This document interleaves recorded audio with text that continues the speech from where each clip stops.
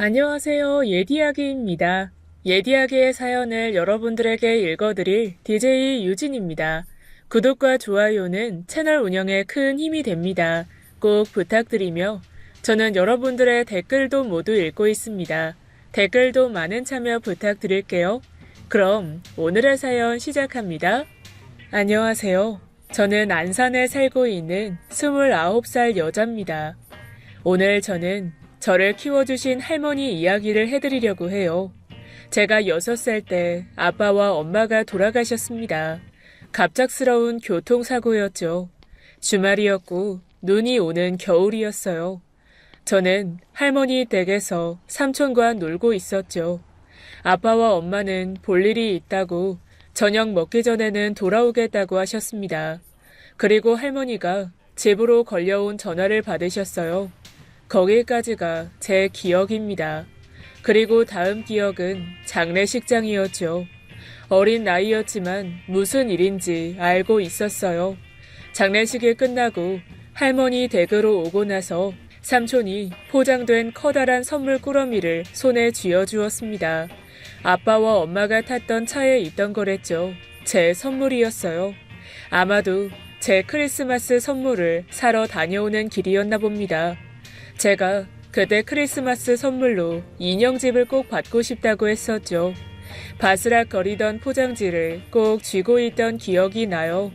그날부터 쭉 저는 할머니 댁에서 할머니와 삼촌과 함께 살았습니다. 할머니는 그때 큰 아들인 저희 아빠와 회사를 운영하고 계셨어요.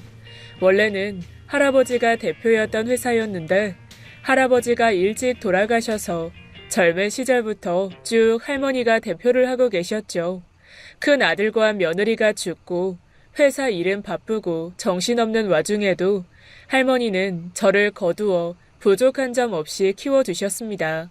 보통은 큰아들이 죽었으니 자기 길을 가려고 준비 중이던 작은 아들에게 함께 일하자고 할 법도 한데 할머니는 그러지 않으셨어요. 나중에 삼촌에게 들었는데 그때 삼촌은 군대를 전역하고 대학교를 휴학한 상태였답니다. 그리고 영국 유학을 준비하는 중이었는데 갑작스레 이런 일이 닥쳐서 유학 가는 걸 포기하려고 했다죠. 그래서 할머니한테 할머니와 제 곁에 있겠다고 회사 일도 배우겠다고 했대요. 그런데 할머니가 절대 그러지 말라고 하셨답니다. 너희 아버지 돌아가시고 아직 어렸던 너희 키우면서도 혼자 잘 해냈다고 엄마 걱정 때문에 네 꿈을 접어서는 절대 안 된다고 하셨대요. 그래서 삼촌은 유학을 갔고 결국 자동차 디자이너라는 꿈을 이뤘답니다. 이게 다 할머니의 지지와 지원 덕분이라고 저에게 여러 번 이야기했죠. 삼촌이 유학 간 사이 저는 초등학교에 들어갔어요. 1학년 때 학교를 다니면서 별다른 일은 없었습니다. 간혹 부모님이 학교에 오셔야 하는 일이 있었지만 그때마다 할머니가 오셨고 그것 가지고 선생님도 친구들도 별말하지 않았죠. 왜 엄마나 아빠가 오지 않았냐고 물어보지도 않았고요. 그런데 문제는 2학년 때 일어났습니다. 1학기가 시작하고 얼마 되지 않았을 때였어요. 선생님이 종례 시간에 학부모 상담 관련해서 이야기를 했죠. 부모님들에게 가정통신문을 잘 전해드리라고 하면서 뜬금없이 제 이야기를 했어요. 민정이는 할머니가 오실 거지? 할머니께 수업 시간 지나고 꼭 정해진 시간에 오시라고 해. 할머니들이 꼭두 새벽부터 오시는 분들이 계시는데 그러면 상담 못한다고 꼭 말씀드려라. 왜 굳이 저한테 이런 이야기를 하는지 이해가 안 됐습니다. 반 친구들은 선생님 이야기에 다들 저를 쳐다보고 있었죠. 제가 부모님 없이 할머니와 산다는 게 부끄럽거나 숨겨야 하는 것이라고 생각하진 않았어요. 하지만 제가 부모님이 없다고 말했을 때 그 이야기를 들은 사람들 표정이 달라진다는 것은 잘 알고 있었습니다. 그래서 굳이 제가 먼저 이야기는 하지 않았죠. 선생님은 제가 고아라는 것을 친구들에게 알리고 싶었던 걸까요? 종례가 끝나고 남자친구 둘이 저에게 몰려왔습니다. 넌 왜 할머니가 오시냐? 엄마 아빠 없어? 왜 말이 없어? 진짜야? 진짜 너 고아야? 그래, 나 엄마 아빠 돌아가셨어. 와, 나 고아 처음 봤다. 신기해. 신기한 일 아니야. 나 집에 가게 좀 비켜. 말하는 아이들도 어린 애들이었지만 듣는 저도 어린 애였죠. 별말 아닌데도 마음이 아팠어요. 그 다음 날부터 저에게 몰려왔던 그 친구들이 은근히 저를 괴롭혔습니다. 마음에 와서 박히는 말들을 골라서 했죠. 뭔가 제가 그 아이들의 재미있는 장난감이 된 것 같았어요. 그 아이들의 이름은 지금도 잊혀지지 않습니다. 대원이와 형석이었어요. 다른 친구들이 하면 아무것도 아닌 일이 제가 하면 꼭 시비거리가 되었죠. 뭐야, 너 준비물 안 가져왔냐? 할머니가 준비물도 안 챙겨줘? 야야, 쟤 반찬 더 가져다 먹는다. 쟤 집에서 굶고 사나 봐. 우리 엄마한테 쟤 이야기했더니 잘해주라고 하더라. 불쌍하다고. 우리 이제 민정이한테 잘해주자. 알았지? 쟤 옷이 좀 구려 보이지 않냐? 구리다 구려. 다른 반 친구들은 크게 웃으며 떠드는 그 친구들 이야기에 별 말이 없거나 같이 웃거나 했습니다. 제 편은 없었어요. 그래도 웬만하면 무시할 수 있었고 신경 쓰지 않으려고 했습니다. 그런데 그날은 더 참을 수가 없었죠. 야, 너네 할머니 학교 오실 때 고무신 신고 오시냐? 에이 설마. 근데 학교는 찾아오실 수 있으시대? 야, 그냥 할머니 오지 말라고 해라. 할머니들 냄새 진짜 싫어. 아, 우리 교실까지 풍길라. 아니, 그냥 우리 학교에 나오지 말자. 엄마한테 말해야겠다. 우리 반 고아네 할머니 오셔서 학교 못 간다고. 오, 야, 진짜 그래야겠다. 민정이네 할머니는 고무신 신고 학교에 온대. 민정이네 할머니는 고아랑 산대. 민정이네 할머니는 냄새 풀풀 풍긴대. 그만해! 신이 나서 노래 부르며 저한테 혀를 내미는 그 녀석을 더 이상은 봐줄 수가 없었어요. 의자에서 벌떡 일어나서 대원이를 힘껏 밀쳤습니다. 제가 생각보다 힘이 셌나 봐요. 대원이는 교실 바닥에 내동댕이 쳐졌고 그러면서 어딘가에 긁혀 얼굴에 피가 났죠. 피가 많이 난 건 아니었습니다. 그래도 아이들은 피를 보고 놀라서 소리를 질러댔고 지나가던 다른 반 선생님이 놀라서 들어오셨어요. 그리고 대원이는 양호실로 갔고 곧 담임 선생님이 오셨습니다. 선생님이 제가 밀쳤다는 것을 들었지만 저를 특별히 혼내지는 않았죠. 하지만 경멸하는 표정으로 저를 흘겨보았어요. 20년은 된 일인데도 그 표정이 잊혀지지 않았습니다. 네가 그럴 줄 알았다. 그런 말을 눈으로 하고 있었어요. 그날 집에 돌아가서 할머니에게 그 일은 이야기하지 않았죠. 다음 날 학교가 끝나고 집에 돌아가려고 했는데 선생님이 저를 교무실로 불렀습니다. 대원이네 엄마가 대원이를 데리고 저를 기다리고 있었어요. 너 이거 어떻게 할 거야? 우리의 얼굴 보이지? 그 아이 얼굴에 커다란 반창고가 붙여져 있었습니다. 저는 깜짝 놀라서 얼어붙었어요. 입 다물고 있으면 다인 줄 아니? 너 집에서 뭘 보고 배웠길래 여자애가 그 모양이야? 어떻게 친구한테 이런 짓을 해? 아, 너 엄마 아빠 없다고 했지? 역시 본데 없이 자라는 애들이 다 이 모양이지. 그렇지 않아요, 선생님? 선생님도 얘 때문에 힘드시겠어요. 아무래도 그렇죠. 그렇지 않아도 제가 잘 살핀다고 살피는데도 이런 일이 벌어졌네요. 죄송합니다, 어머님. 선생님, 얘네 할머니인지 할아버지한테 제대로 보상해야 할 거라고 전해주세요. 그리고 저 얘랑 대원이랑 같은 반에 그냥 못 놔둬요. 애를 다른 반으로 보내던가 다른 학교로 보내주세요. 정말 불쾌해요. 그게 전학시키는 건 보통 일이 아니어서요. 제가 다시는 그런 짓 못하게 제대로 주의시키겠습니다. 너 민정이 그렇게 서 있지만 말고 어서 죄송하다고 말씀드려. 선생님은 저에게 윽박을 질렀고 그 아이 엄마는 저를 잡아먹을 듯이 노려보고 있었죠. 말 한마디가 안 떨어졌어요. 그때였습니다. 할머니가 교무실로 들어섰어요. 지금 어린애 하나 두고 어른들이서 뭐 하는 겁니까? 교무실을 울리는 할머니의 커다란 목소리에 선생님과 그 아이 엄마는 할머니를 쳐다보았죠. 저기 누구시죠? 나 민정이 할미 되는 사람이에요. 선생님도 대원이 엄마도 놀란 표정이었어요. 아이들이 놀린 것처럼 할머니가 키운다고 하니 몸빼바지 입고 고무신 신는 시골 할머니를 생각했었나 봅니다. 긴 생머리를 뒤로 묶고 짙은 회색 바지 정장을 입고 목에 두른 스카프에 검은 구두를 신고 나타난 할머니의 모습은 언제나처럼 참 멋졌죠. 할머니가 그때 나이가 50대 중반 정도였습니다. 할머니라는 호칭이 무색하게 아직 젊은 나이여서 아마 더 놀라기도 했을 거예요. 할머니를 보자마자 저는 마음이 든든하기도 했지만 할머니가 제가 한 짓을 알게 된 것에 걱정되기도 했습니다. 선생님, 어떻게 된 일인지 자초지종은 다 듣고 이렇게 저희 아이에게 일방적으로 주의를 쥐고 계시는 겁니까? 자초지종이라뇨, 할머님. 민정이가 대원이를 갑자기 밀쳐서 보다시피 이렇게 얼굴에 생치기가 났어요. 그래요. 어제 우리의 얼굴에 피가 철철 났었다고요. 민정이가 왜 갑자기 친구를 밀쳤을까요? 정말 아무 일이 없었는데 그랬나요? 선생님은 저희 민정이에게 한 번이라도 물어보셨습니까? 그건 대원이도 본애도 그렇게 이야기했습니다. 선생님, 그동안 민정이가 대원이한테 괴롭힘 당했던 거는 전혀 모르셨던 겁니까?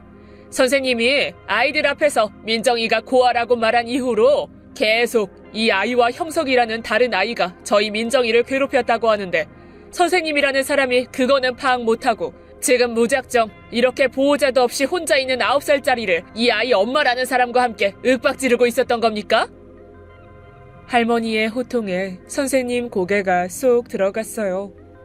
아니, 괴롭히기는 뭘 괴롭혀요? 그렇게 말하는 할머니는 애한테만 이야기 듣고 그러나 본데 우리가 그걸 어떻게 믿습니까? 왜요? 엄마 아빠 없는 고아 말은 못 믿습니까? 우리 애한테 들은 이야기가 아니고 좀 전에 교실에 들려서 반 다른 친구들에게 들은 이야기입니다. 아이들이 민정이가 힘들어했다고 얘기해줬어요. 어제도 둘이 민정이를 둘러싸고 계속 괴롭혔다고요. 아까 우리 민정이한테 뭘 보고 자라서 그 모양이라고 했습니까?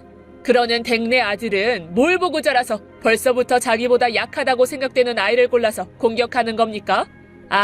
지금 보니 어머님을 쏙 빼닮아서 그런 거군요. 뭐라고요? 이 할머니가 진짜 해보자는 거예요? 화나서 펄쩍 뛰는 대원이 엄마를 무시하고 할머니는 선생님에게 말했어요. 선생님, 그냥 월급만 받는 직업 생각하시면 다른 직업 찾으세요. 선생님은 교육자입니다. 먼저 앞서서 아이들에게 편견을 심어주는 사람이 무슨 선생님입니까? 그리고 대원이 어머니, 민정이가 대원이 얼굴에 생채기 낸 건 분명 잘못한 일입니다. 죄송합니다. 다시는 그런 일 없도록 제대로 교육시키겠습니다. 보상 원하시면 말씀하세요. 합리적인 선에서 드리겠습니다. 민정이 너도 대원이한테 미안하다고 말해. 미안해 대원아. 단 어머니와 어머니네 아이가 저희 아이에게 한 모욕적인 언행들은 사과하셔야 될 겁니다. 다시는 그런 일 없도록 하셔야 하고요. 그렇게 알고 계세요. 할머니는 할 말을 모두 마치고 얼빠져 있는 제 손을 잡고 교무실을 나오셨어요. 그리고 저를 꼭 한번 안아주시고 교문 앞에 차가 있으니 먼저 집에 가 있으라고 하셨죠. 할머니는 마저 할 일이 있다고 하시면서요. 할머니는 할머니 특유의 당당한 걸음걸이로 교장실로 가셨습니다. 가방을 가지러 교실에 갔더니 반 친구 몇이 남아있었죠. 할머니 만났어? 민정아, 미안해. 걔네가 나빴는데 도와주지 못했어. 한 친구가 이렇게 말하자 다른 친구들도 말해주었어요. 그동안 미안했다고 앞으로 잘 지내자고 말이죠. 눈물이 나올 것 같았지만 꾹 참고 친구들에게 고맙다고 말하고 교문을 나섰습니다. 할머니가 타고 온 자동차에서 기사 아저씨가 내려 저를 차에 태워주셨어요. 마침 학교 밖으로 나오던 대원이 엄마와 대원이와 눈이 마주쳤죠. 둘이 차에 타는 제 모습을 보고 깜짝 놀랐습니다. 할머니는 1시간 정도 있다가 집으로 오셨어요. 그리고 아무 말 없이 저녁을 차려주셨죠. 함께 저녁을 먹고 할머니가 저를 방으로 부르셨습니다. 민정이, 너희 엄마 기억나니? 기억나. 네 기억에 네 엄마는 어떤 사람이었어? 우리 엄마 예쁘고 착하고 좋은 사람. 응, 맞아. 너희 엄마 정말 예쁘고 착하고 너무 좋은 사람이었지. 근데 그것만이 아니었어. 너희 엄마는 진짜 멋진 사람이었어. 멋진 사람? 너희 아빠가 소개시켜준다고 집에 데려왔는데 그날 바로 너희 엄마한테 내가 반했다. 참 사람이 소박하고 얌전한데 할 말은 딱 부러지게 잘하더라. 내가 그때까지는 좀 성격이 야물딱지지 못해서 그런 사람들 되게 좋아했었는데 너희 엄마가 딱 그랬지. 그랬어? 그리고 너희 엄마는 자기를 포기하는 사람이 아니었어. 다른 사람들이 마음대로 자기에 대해 떠드는 걸 받아들이는 사람도 아니었지. 너희 엄마도 엄마랑 아빠가 없었던 거 민정이도 알지? 나처럼 고아였던 거 알아. 맞아. 너희 엄마는 누구 하나 도와주는 사람 없이 자랐단다. 너한테 그 아이들이나 너희 선생님이 그런 것처럼 너희 엄마한테도 사람들이 얼마나 뭐라고 했겠니? 그런 말을 들을 때마다 너희 엄마는 이렇게 생각했대. 저 사람들이 말하는 사람은 내가 아니다. 저 사람들이 말하는 사람은 바로 자신들이다. 할머니가 무슨 이야기 하려는지 알겠니? 세상에는 사는 세상이 좁은 사람들이 많어. 자기들이 옳은 줄만 알고 자기들만 세상에 있는 줄 알고 그런 사람들은 자기네랑 조금만 다르면 달려든다. 그럴 때마다 싸울 수는 없어. 그렇다고 너무 참지는 마. 힘들면 할머니한테 삼촌한테 도와달라고 하면 돼. 그 사람들이 뭐라고 하던 너는 너야. 할머니랑 삼촌이 사랑하고 너희 끝내주게 멋진 엄마랑 아빠가 사랑하는 민정이. 알았지? 할머니에게 안겨 저는 한참 울었어요. 엄마가 돌아가시고 할머니와 엄마 이야기를 이렇게 길게 하는 건 처음이었죠. 할머니가 이렇게 사근사근 제게 이야기하는 것도 처음 같았습니다. 할머니는 다정했지만 편하기보다는 엄하고 강한 분이셨거든요. 그래서 더 눈물이 많이 났던 것 같았죠. 할머니가 말한 것들이 어린 제게 다 와닿지는 않았지만 할머니가 저를 위로하려는 건지는 확실히 알았습니다. 그날 밤 할머니가 제 방에 들어오셨어요. 저는 내일 학교 갈 걱정 때문에 잠을 못 이루고 있었죠. 하지만 이렇게 늦었는데 안 잔다고 혼날까봐 급히 눈을 감고 자는 척했습니다. 할머니가 제 옆에 앉아서 제 머리칼을 쓰다듬으셨어요. 그러면서 한숨을 한 번씩 쉬셨죠. 그리고 혼잣말을 하셨습니다. 이 어린 것이 나 때문에 고생이구나. 미안하다 민정아. 다 이게 나 때문이야. 내 팔자 때문에 이 예쁜 것이 벌써부터 이렇게 마음앓이를 하는구나. 할머니 목소리가 점점 잠겼어요. 울고 계셨던 거죠. 내가 사랑하는 사람들이 죽어나가는 팔자인 게지. 내가 그게 무서워서 너희 엄마 아빠 죽고 나서도 내가 널 얼마나 사랑하는지 표현을 잘 못했어. 근데 영민한 너는 내가 마음을 다 안 주고 있는 걸 알고 나한테 입을 다물었구나. 다 내 잘못이다. 미안하다 내 아가야. 할머니가 우는 소리를 듣는데 덜컥 겁이 났어요. 할머니는 엄마와 아빠가 돌아가셨을 때에도 우시기는 했지만 흐트러지지는 않으셨어요. 항상 강하고 흐트러짐 없는 분, 아무리 어린 아이라도 규칙은 지켜야 하는 거라고 엄하게 가르치는 분이 저희 할머니셨죠. 그런 분이 다른 큰일도 아니고 제 학교 일 때문에 이렇게 울고 계신다니 정말 심장이 두근거렸습니다. 할머니가 방을 나가시고 나서 전 다짐했어요. 다시는 할머니를 울게 하지 말자. 그러려면 제가 강해져야 했습니다. 내일 학교 가는 것부터 두려워하지 말자 했어요. 학교에서 또 선생님이 어떤 눈으로 저를 쳐다볼지 걱정됐는데 막상 학교에 가니 선생님이 오히려 제 눈을 피하셨죠. 어제 할머니 말씀에 달리 생각하셨나 했습니다. 며칠 후 형석이가 쭈뼛거리며 제 자리 앞으로 왔어요. 또 무슨 말을 하려고 일어나 했는데 놀랍게도 저에게 미안하다고 했죠. 어벙벙해져서 쳐다보는데 얼굴이 빨개져서는 다시는 안 그러겠다고 그러는 거예요. 그래서 알았다고 했습니다. 그리고 그날 학교가 끝나 교문을 나서는데 대원이 엄마가 저와 대원이를 불러 세웠어요. 무서웠죠. 또 저한테 소리를 지를까 봐요. 그런데 한쪽으로 저와 대원이를 데리고 간 대원이 엄마가 그때와는 다른 표정으로 말했습니다. 민정아, 대원이가 할 말이 있대. 대원아, 어서 말해. 미안해. 이제 안 그럴게. 그래. 민정아, 아줌마도 미안했다. 내가 너를 오해했네. 미안해. 민정이 이제 괜찮지? 네? 네. 그래, 이제 둘이 사이좋게 지내는 거야. 민정아, 우리 확실히 민정이한테 사과했다. 맞지? 제가 딴소리라도 할까봐 그런지 자꾸 확인하려고 했어요. 왜 저렇게 저한테 싱글거리면서 말을 하는 걸까 이상했죠. 그래도 무섭게 굴던 사람이 말이라도 사과하니 기분이 나쁘지는 않았습니다. 그리고 며칠 후 학교에 갔더니 저희 담임 선생님이 아닌 다른 선생님이 와 계셨어요. 사정이 생겨 쉬시게 되었다고 오늘부터 자기가 새 담임 선생님이라고 하셨죠. 며칠 사이에 이런저런 일이 있으니 이상하고 신기했습니다. 하루를 보내고 집에 가려는데 한 친구가 제게 황급히 와서 소곤거렸어요. 교무실에서 심부름을 하고 있던 자기 언니에게 들은 이야기라고 했죠. 저희 할머니가 학교에 오셨던 그날 할머니가 돌아가시고 교장실에 원래 담임 선생님이 불려가셨대요. 얼마 후에 교무실로 선생님이 돌아오셨는데 표정이 안 좋으셨답니다. 무슨 일인가 했는데 그때 아무래도 선생님이 벌을 받은 것 같다고 했죠. 할머니가 마법이라도 부린 걸까?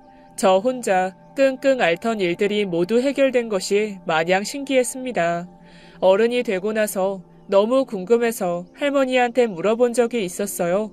그때 어떻게 하신 거냐고 말이죠. 할머니는 대수롭지 않다는 듯이 말씀하셨습니다. 교장 선생님 좀 거하게 협박해 드렸다고요. 진짜인지 아닌지는 모르겠지만 할머니다운 말씀이어서 한참을 웃었죠.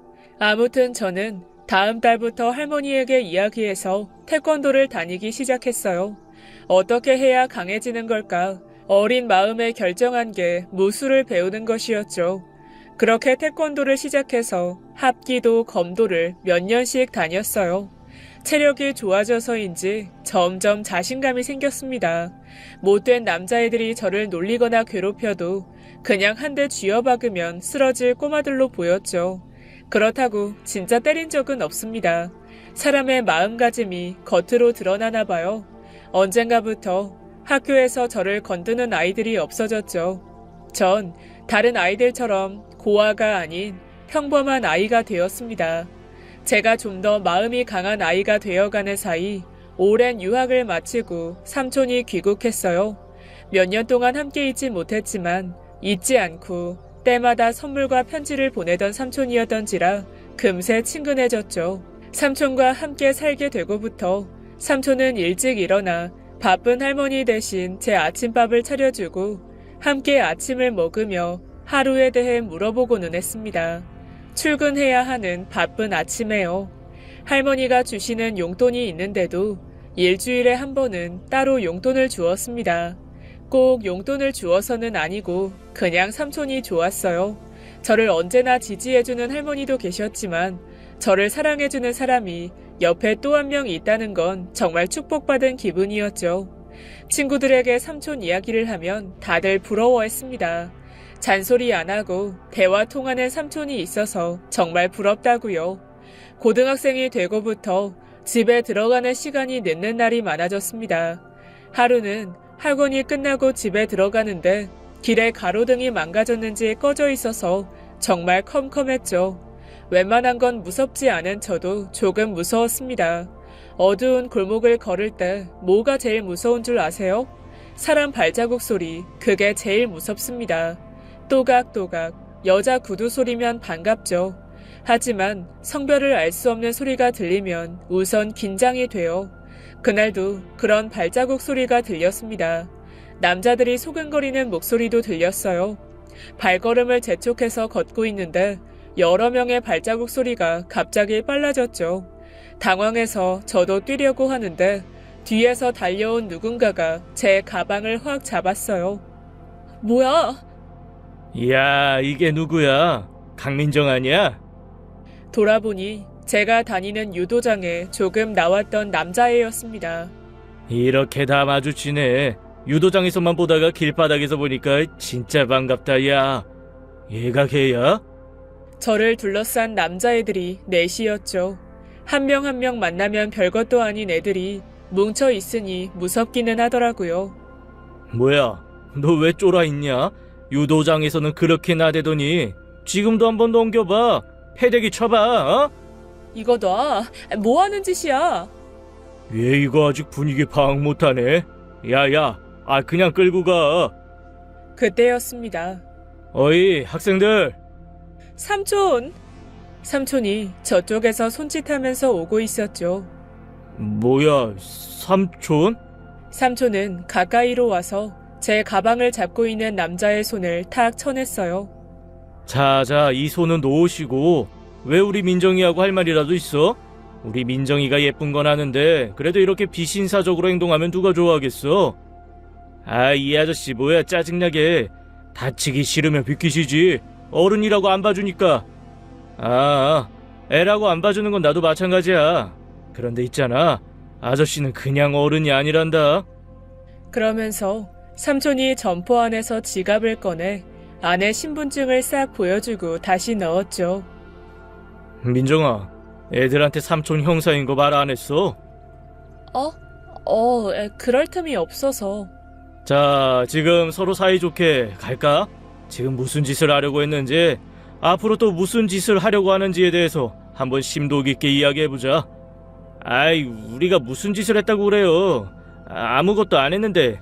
맞아요, 경찰 아저씨. 우리 그냥 얘가 제 아는 친구라서 인사만 한 건데. 그렇지? 남자애들은 서로 눈치를 보더니 가자 하면서 뛰어갔습니다. 너희 오늘만 봐주는 줄 알아? 다음에 민정이 눈에 띄기만 해도 가만 안 둔다. 애들이 사라지고 나서야 삼촌과 마주보며 웃었어요. 뭐야 삼촌. 언제부터 형사가 되셨대? 외국에서 뻥치는 것만 배웠어? 왜 이리 자연스러워? 이것이 어른의 대처라고 할 수 있지. 뭐래. 근데 어떻게 여기 나와 있었어? 너 왜 안 오나 나와봤지. 나보기 정말 잘했네. 삼촌이 저보고 많이 놀라지 않았냐며 꼭 안아주는데 삼촌 품이 참 따뜻했죠. 그 다음부터 제가 학원이 늦게 끝나는 날이면 삼촌이 꼭 학원에 데리러 오기 시작했어요. 삼촌 왕따냐? 회사에서 회식도 안 하냐? 여자친구도 없냐? 구박을 해도 꼭 그렇게 왔습니다. 겉으로는 매일 티격태격 거려도 저는 삼촌이 정말 고맙고 좋았죠. 할머니네 회사는 생산 품목을 확장해 더 바빠졌습니다. 매일 얼굴은 보았지만 앉아서 이야기 나눌 시간이 없었어요. 잠깐씩 할머니 얼굴을 볼 때마다 피곤해 보이셨죠. 그런데도 오히려 제 걱정하시느라 수시로 연락해 필요한 건 없냐, 힘든 건 없냐 물어보셨습니다. 토요일에도 나가는 날이 많으셨어요. 하루 쉬는 일요일에는 그냥 쉬셨으면 좋겠는데 자꾸 저와 시간을 보내려고 하셨죠. 전 그런 할머니가 너무 걱정되었습니다. 제가 할 수 있는 일이라고는 말로 하는 걱정뿐이라서 더 힘들었어요. 삼촌과 함께 저녁밥을 먹으며 한숨을 쉬고 있더니 왜 그러냐고 삼촌이 물었습니다. 할머니 때문에 걱정이야. 왜? 요새 할머니 얼굴 못 봤어? 너무 무리하시는 것 같아. 별 걱정을 다 한다. 삼촌은 할머니 걱정 안 돼? 왜 안 되겠어, 우리 엄마인데. 그런데 난 너희 할머니 걱정 접은 지 오래야. 왜? 삼촌이 초등학교 딱 들어갔을 때 그때 너희 할아버지가 돌아가셨거든. 그때부터 엄마는 몸이 하나가 아니었어. 회사 사람들 목까지, 그리고 형과 나의 목까지 다 살아내는 사람이었지. 아버지 상 치른 지 얼마 안 되었을 때부터 엄마는 그 책임 다 했어. 나도 그땐 정말 엄마가 걱정됐지. 이러다 엄마까지 내 곁에서 떠나는 건 아닐까 두렵기도 했고, 내가 딱 너처럼 걱정하는 걸 보고 너희 아빠가 날 데리고 엄마 회사에 데려갔어. 회사에? 회사에 가니까 엄마가 정말 여기 번쩍 저기 번쩍 하면서 일은 혼자 다 아는 것처럼 보이더라. 여기에서 서류 보는 것 같더니 저기에서 전화 받고, 그러더니 공장에 나가봐야 한다고 나가고. 그러니까 할머니는 딱 그런다니까. 혼자서 일을 다 해. 그런데 너 그럴 때 할머니 눈 본 적 있어? 눈? 그때도 너희 아빠가 나한테 그렇게 물어봤거든. 눈이 빛나지 않냐고. 형 말에 다시 엄마를 유심히 지켜봤지. 정말 그렇더라. 눈빛이 다르다고. 정말 빛나는 것 같다고 했더니 형이 얼굴 표정은 어때 보이냐고. 힘들어 보이고 안 좋아 보이냐고 물어봤어.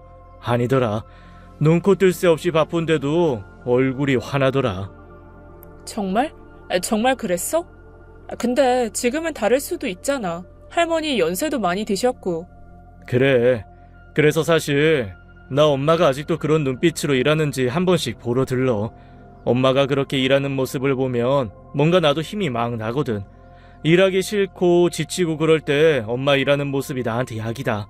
그리고 더 이상 그렇게 일하시는 게 아니라면 휴식해 해드리고 싶어서. 그럼 최근에는 언제 할머니한테 다녀왔어? 실은 얼마 전에 다녀왔지. 뭐야? 삼촌도 할머니 걱정됐구만. 들켰네. 아무튼 할머니 걱정 너무 하지 마. 할머니는 회사 일도 사랑하시지만 너도 나도 엄청 사랑하시거든. 그래서 몸이 힘들 정도로 밀어붙이지 않을 거야. 너도 열심히 일하는 할머니 자랑스럽지 않냐? 난 정말 우리 엄마가 자랑스럽다.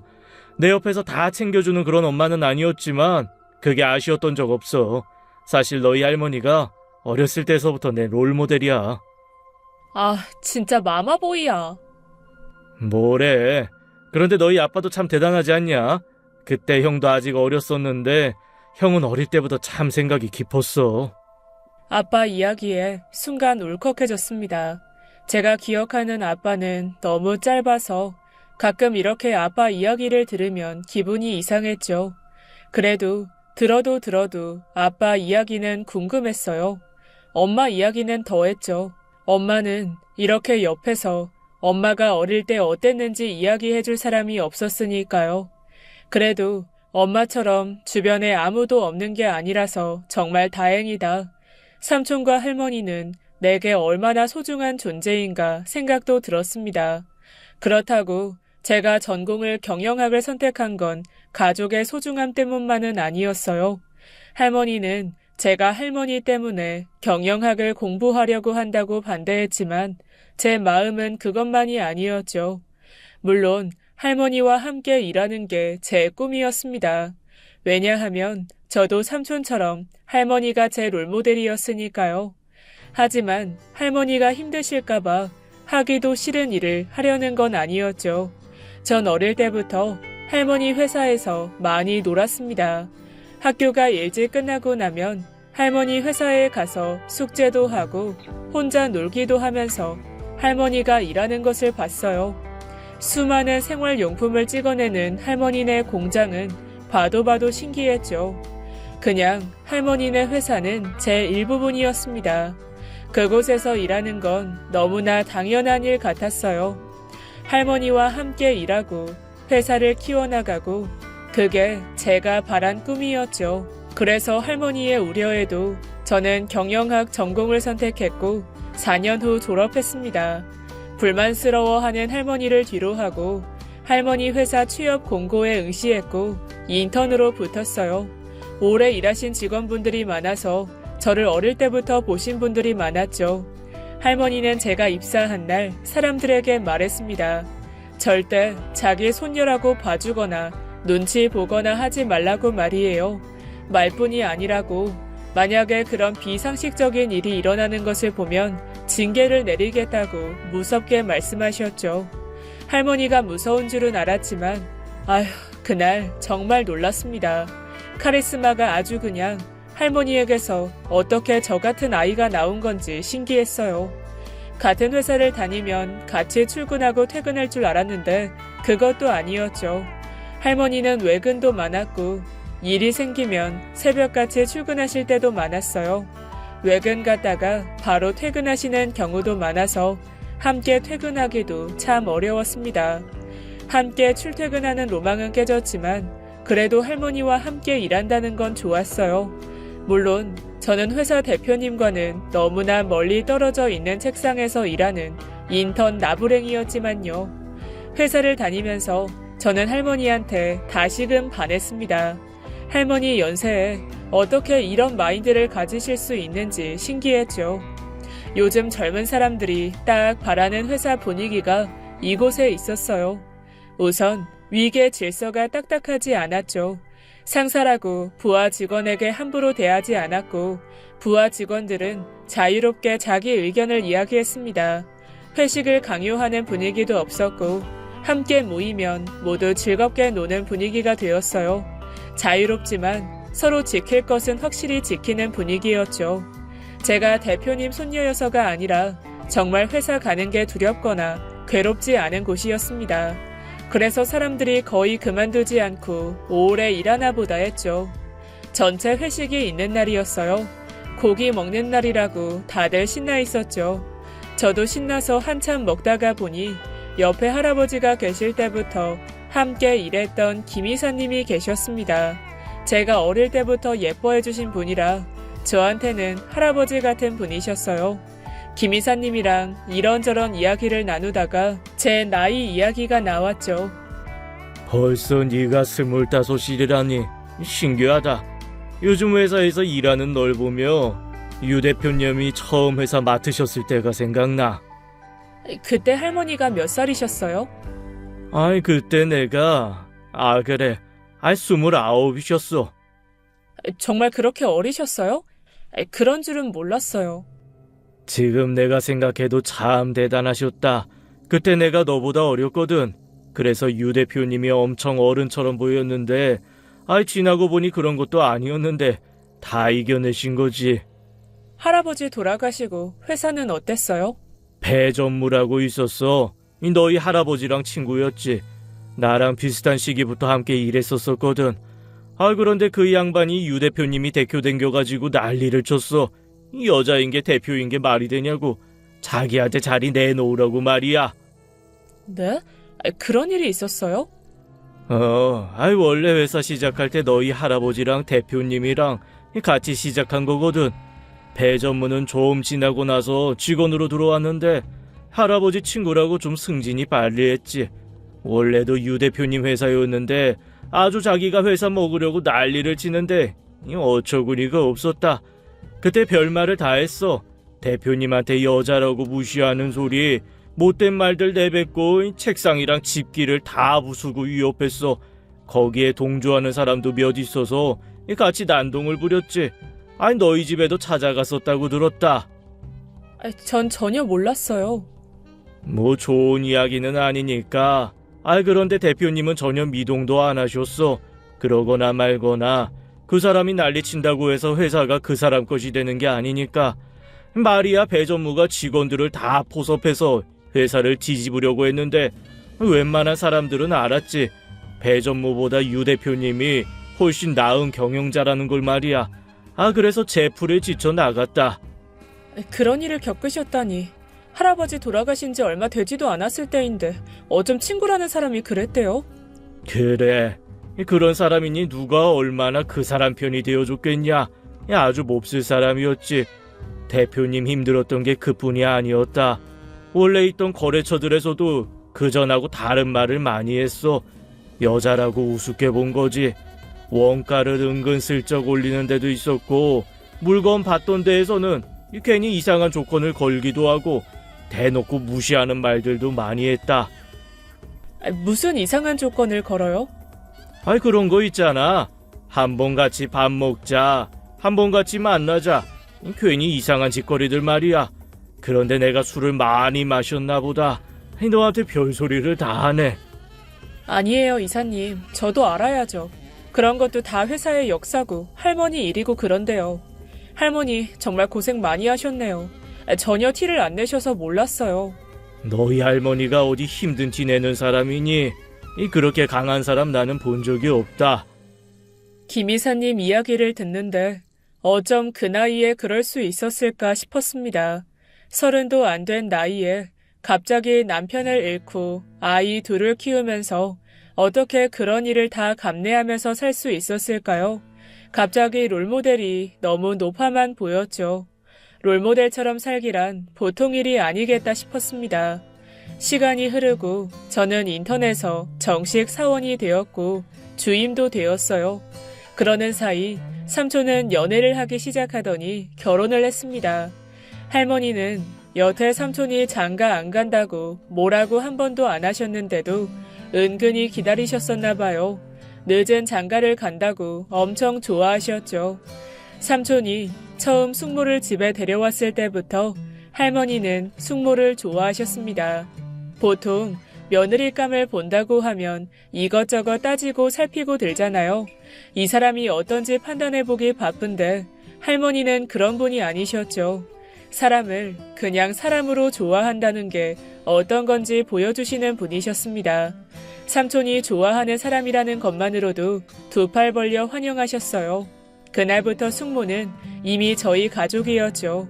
삼촌이 결혼하고 얼마 안 돼서 숙모가 임신을 했습니다. 가족이 늘어난다고 저도 할머니도 신나했어요. 몇 년째 좋은 일만 있다고 더 이상 바랄 게 없다고 생각했죠. 하지만 세상 사는 게 그렇지 않은가 봐요. 할머니가 피곤하다는 말을 하시는 분이 아닌데 언젠가부터 피곤하다는 말을 입에 달고 다니셨습니다. 그리고 소화가 잘 안 돼서 소화제를 달고 사셨어요. 안 그러시던 분이 그러시니 걱정돼서 병원에 같이 가자고 몇 번을 말했죠. 그래도 말을 들으시나요? 바쁘다고, 그럴 시간 없다고, 자기 괜찮다고 계속 그러셨습니다. 그래도 억지로라도 모시고 갔어야 했어요. 아침 출근 준비를 하고 있는데 갑자기 할머니 방에서 쿵 소리가 들렸죠.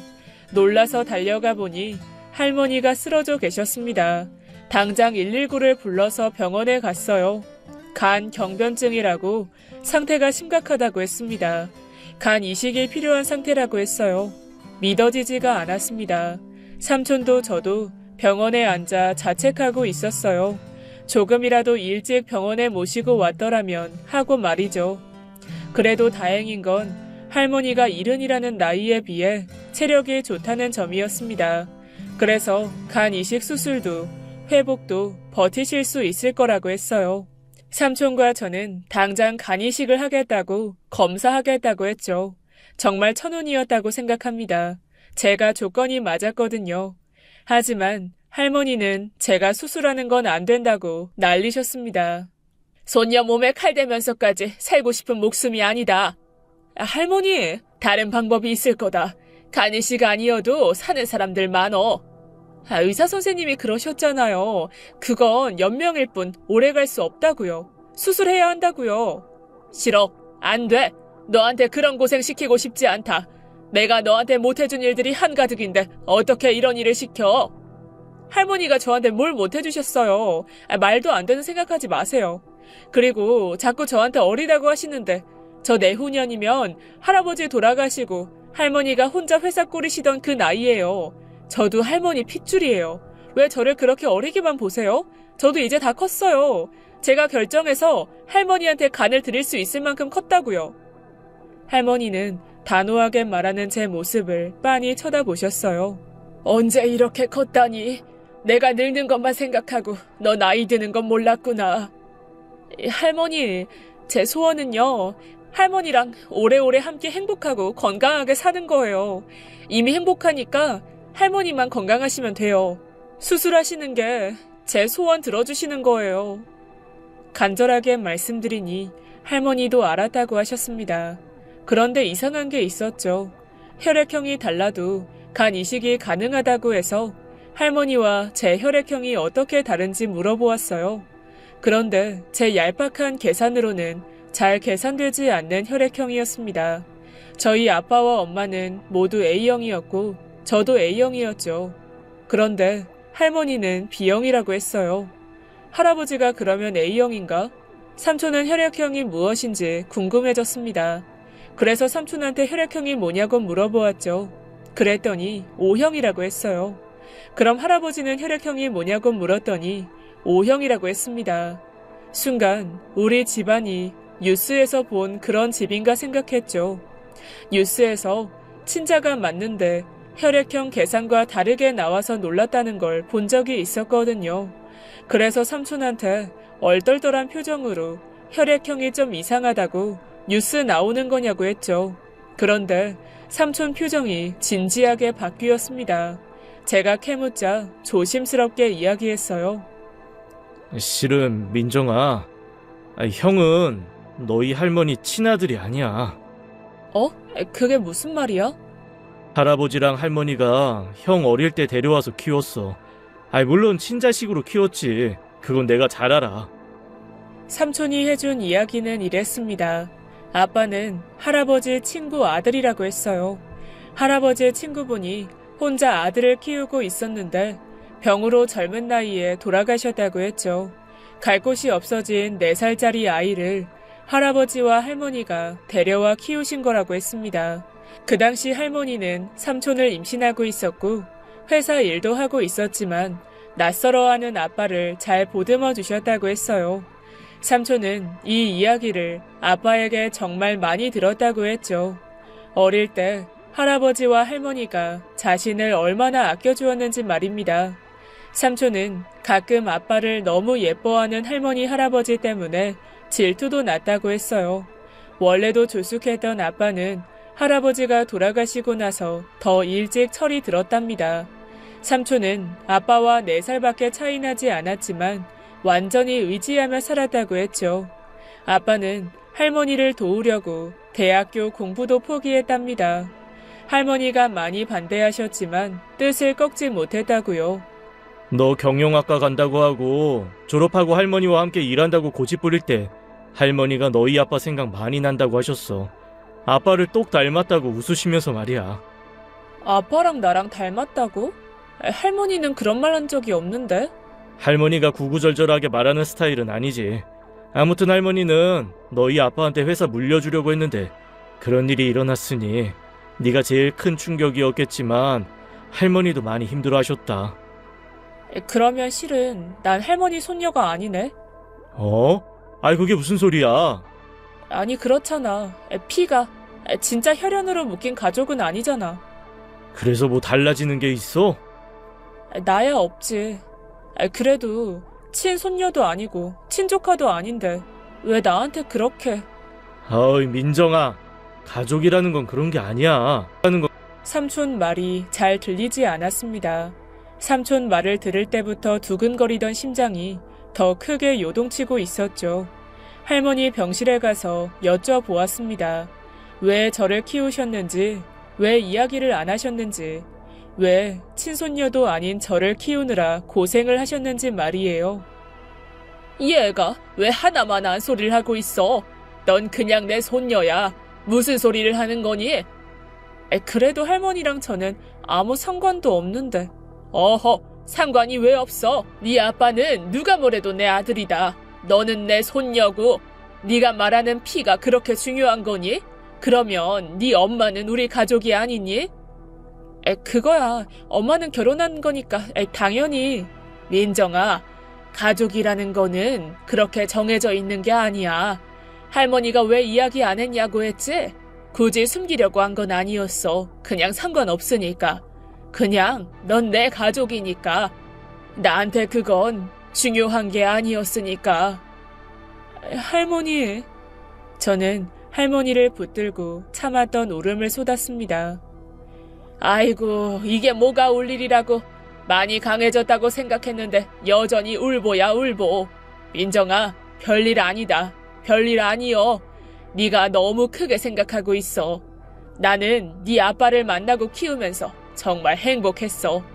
난 항상 네 아빠랑 제일 쿵짝에 잘 맞았거든. 그냥 네 아빠만 있어도 행복할 텐데 끝내주게 멋진 네 엄마도 소개시켜줬지. 거기다가 네 엄마 아빠처럼 끝내주게 멋지고 나랑 쿵짝도 잘 맞는 손녀도 낳아줬어. 내가 살면서 이런 복이 다 있나 싶었다. 할머니는 여전히 훌쩍이는 제 등을 토닥여 주었죠. 할머니, 저도 할머니를 만나서 정말 행복했어요. 지금도 너무 행복해요. 아니, 할머니가 건강해지시면 더 행복해질 거예요. 사랑해요, 할머니. 오냐, 내 강아지, 나도 사랑한다. 다행히 수술은 성공적이었습니다. 저도 할머니도 생각보다 빨리 회복됐어요. 저야 젊으니까 그렇다 치고 할머니는 의사 선생님도 놀랍다고 했죠. 이런 걸 불행 중 다행이라고 하나 봅니다. 벌써 수술한 지도 2년이 되었어요. 계속 검진도 받으시고 관리는 하셔야 하지만 그래도 건강하십니다. 무리하지 않는 선에서 돌아다니시고 운동도 열심히 하시죠.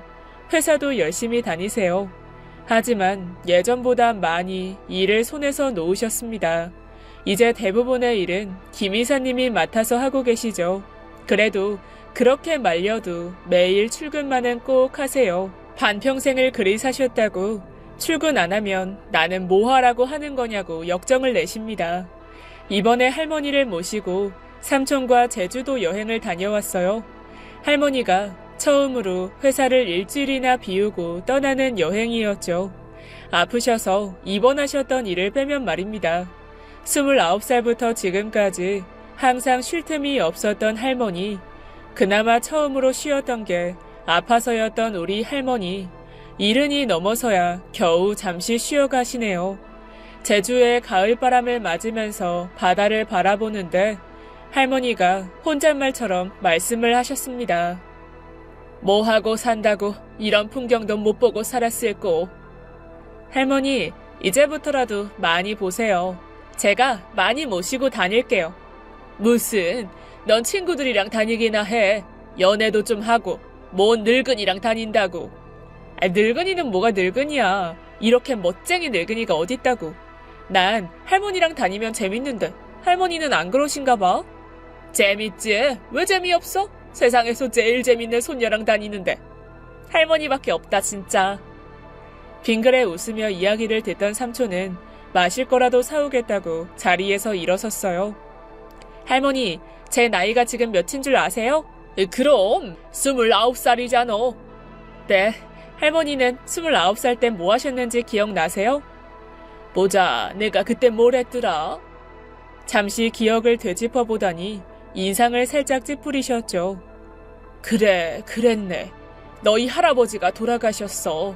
그래, 그때부터 회사를 혼자 맡기 시작했네. 네, 그러셨어요. 제 나이에 그 일을 다 겪으셨어요. 그러면서 두 아들도 훌륭하게 키우셨고요. 어떻게 그러실 수 있으셨어요? 젊은 나이에 그 무거운 짐을 다 어떻게 짊어지신 거예요? 전 그때 할머니 나이가 됐는데도 아직 너무 어린가 봐요. 어리긴 너도 다 컸는데. 할머니는 다른 대답 없이 그저 제 얼굴을 쓰다듬으며 미소 지으셨습니다. 저도 그저 얼굴을 할머니에게 기대고 함께 바다를 바라보았어요. 할머니를 따라가려면 한참은 멀은 저는 그래도 여전히 할머니가 제 롤모델입니다. 삼촌은 할머니만큼은 아니라도 비슷하게는 된 것 같아요. 자기 분야에서 알아주는 사람도 되었고 숙모와도 여전히 사이가 좋고 아들 좋다고 맨날 물고 빨죠. 아, 그렇게 과한 애정 표현은 사실 할머니와 딴판이기는 해요. 그래도 삼촌도 할머니처럼 책임감 있고 사랑이 넘치고 그러면서도 자유로운 사람이랍니다.